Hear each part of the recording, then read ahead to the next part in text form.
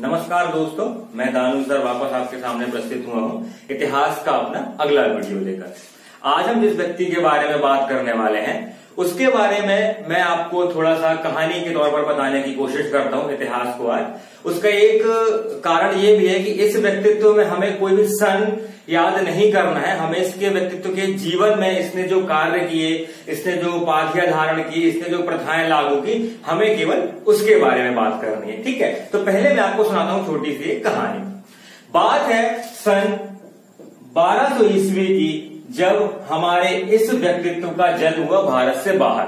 ठीक है, उसके बाद हम मुख्य बात करते हैं सन 1232 की। आपको पता होगा इस समय पर गुलाम वंश पर किसका शासक था? शासक था इल्तुतमिश का। किंतु अभी हम ये बात कर रहे हैं भारत के बाहर की। सन 1232 में एक बाजार लगा, वो बाजार था गुलामों का बाजार। गुलामों के बाजार से मेरा तात्पर्य है कि जहां पर गुलाम खरीदे और बेचे जाते थे, जिनका उद्देश्य घरों में कार्य, राजमहल में कार्य या अन्य किसी कार्य के लिए उपयोग होता था। 1232 में जब हमारा बाजार लगा तो वहां पर एक छोटा कद का व्यक्ति जिसके चेहरे पे चेचक के दाग थे, वह भी गुलामों के भीड़ में खड़ा हुआ था। सारे गुलामों की बिक्री हो गई किंतु उसको किसी ने नहीं खरीदा। तब उसने अपने खरीदार, जिनका नाम था जमालुद्दीन बसरी, क्या नाम था? जमालुद्दीन बसरी। उसने अपने खरीदार से पूछा कि मानिए आपने सबको खरीद लिया लेकिन मुझे नहीं खरीदा, ठीक है, आप इन सबको खरीदते किस लिए हैं? तो उसने कहा सुल्तान के लिए। तो उस व्यक्ति ने बोला कि ठीक है, आप एक काम करिए, आप मुझे खुदा के लिए खरीद लीजिए। ठीक है, उसकी दया भाव को देखकर उस व्यक्ति ने उसे अपने साथ ले लिया। अब वह व्यक्ति जो जमालुद्दीन बसरी था, वह उस गुलाम को ले आया भारत। जब वह गुलाम को भारत लेकर आया 1232 में हमारे इल्तुतमिश ने उसे अपने ग्वालियर अभियान के तौर पर खरीद लिया। अब हम बात करते हैं इसके आगे की। यह सामान्य सा एक व्यक्ति जो छोटा कद वाला था, उसने आगे चलकर गुलाम वंश के सबसे क्रूर शासक के रूप में अपनी छवि बनाई। उसका यह मानना था कि मैं खुदा का प्रतिनिधि हूं इस धरती पर। उसने सुल्तान की खोई हुई प्रतिष्ठा को वापस लाने के लिए अनेकों काम किए। तो आइए चलिए अब हम देखते हैं हमारे आज के इस किरदार के बारे में, जिसका नाम है बलबन। बलबन 1200 में जिस बलबन ने जन्म लिया, वह गद्दी पर बैठा 1266 से लेकर 1286 तक। ठीक है, अब हम बात कर रहे थे कि 1232 में इल्तुतमिश ने इसे खरीद लिया था। इल्तुतमिश ने इसे खरीदने के बाद अपने यहां पर एक खासदार पद दिया। कौन सा पद दिया? खासदार पद दिया, जिसका कार्य था केवल मामूली छोटे मोटे काम करना।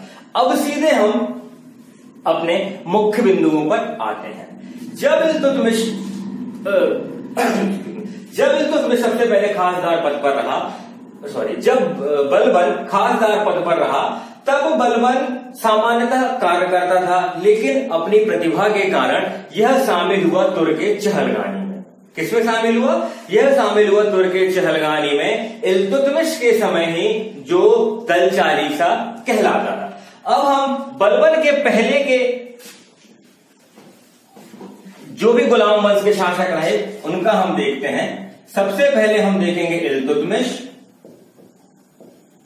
उसके बाद रजिया, उसके बाद बहराम शाह, उसके बाद मसूद शाह, मसूद शाह के बाद नसरुद्दीन महमूद, उसके बाद स्वयं बलबन। इनका मैंने आपको इसलिए बताना चाह रहा क्योंकि बलबन प्रारंभ से ही दिल्ली सल्तनत से जुड़ा हुआ था इल्तुतमिश के समय पे ही। इल्तुतमिश के समय पर वह एक पद पर था जिसे कहा जाता था खासदार पद। रजिया के समय पर यह अमीर ए शिकार पद पर आया। अमीर ए शिकार, ठीक है। जब रजिया का दौर था तब यह शामिल हो गया था अमीर ए शिकार के पद पर। बहराम शाह के समय पर यह शामिल हुआ अमीर ए आखूर, जिसके बारे में रजिया के समय में आपको बताया था मैंने कि यह अश्वशाला का प्रधान होता था। यहां तक हमारा बलबन एक सामान्य या फिर एक सैनिक के तौर पर, एक सामान्य व्यक्ति के तौर पर कार्य करता रहा। अब इसके बाद मसूद शाह के समय यह शामिल हुआ अमीर ए हाजिर।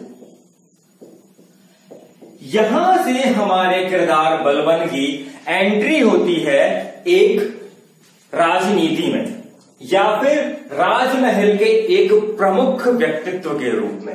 अमीर हाजिर जो पद था यह दरबारी शिष्टाचार का प्रधान हुआ करता था। उसके बाद नसरुद्दीन महमूद के समय पर यह दल चालीसा को जो हैंडल करता था, प्रमुख था, उसका नाम क्या था? मैंने आपको पहले की वीडियो में बताया है, नायाब ए ममलियात, जिसको बहराम शाह के समय में बनाया गया था। नसरुद्दीन महमूद के समय पर हमारा बलबन किस पद पर आता है? ये आता है नायाब ए ममलियात पद पर और अमीर ए हाजिर पद पर।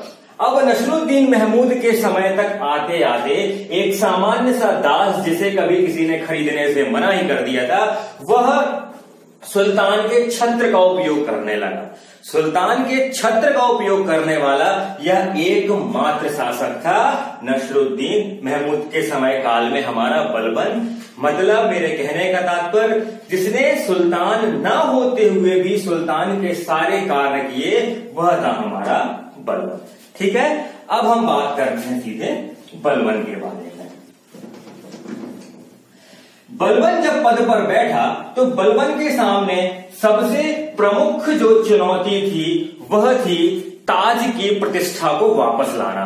जैसे हमने देखा 1236 से लेकर 1266 इन 30 सालों में काफी व्यक्तियों ने, अलग अलग व्यक्तियों ने आकर शासन किया, किंतु कोई भी कंटिन्यू ज्यादा समय तक शासन नहीं कर पाया। उसका एक कारण था कि दल चालीसा इस समय पर बहुत ही ज्यादा फेमस हो गया था या बहुत ही ज्यादा पावरफुल हो गया था, जिसने सारे कार्य अपने ऊपर ले रखे थे।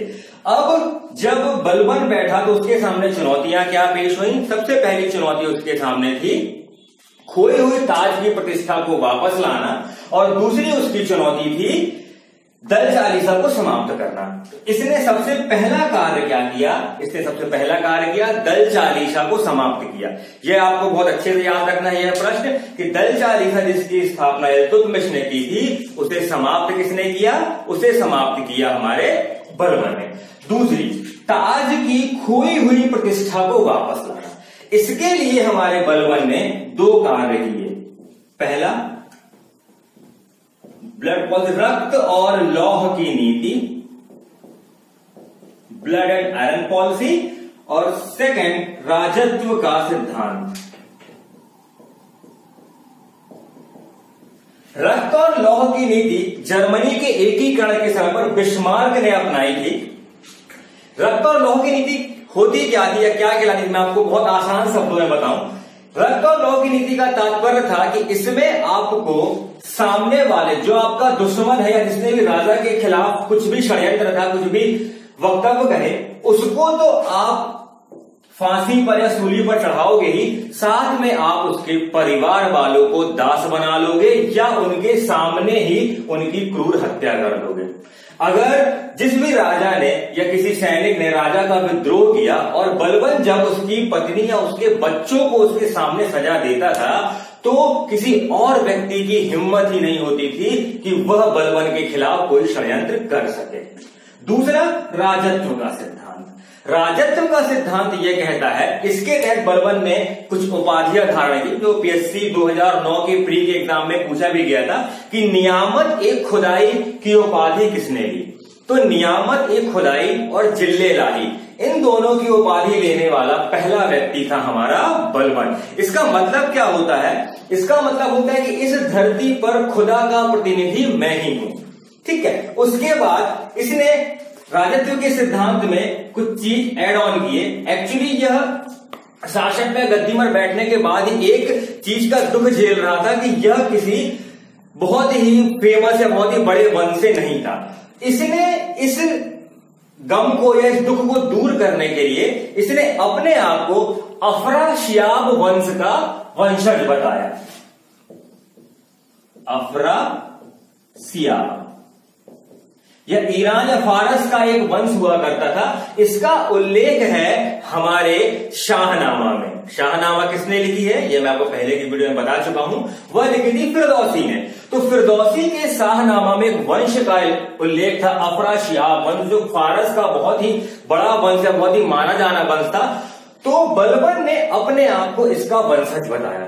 इसको वंशज बताने के साथ उसने फारसी कुछ बहुत महत्वपूर्ण चीजें अपने राज दरबार में लेके आई, जिसमें सबसे पहली थी सिजदा प्रथा, दूसरी पैबोस और तीसरी थी नैरोज, जो एक नव वर्ष या वार्षिक उत्सव हुआ करता था।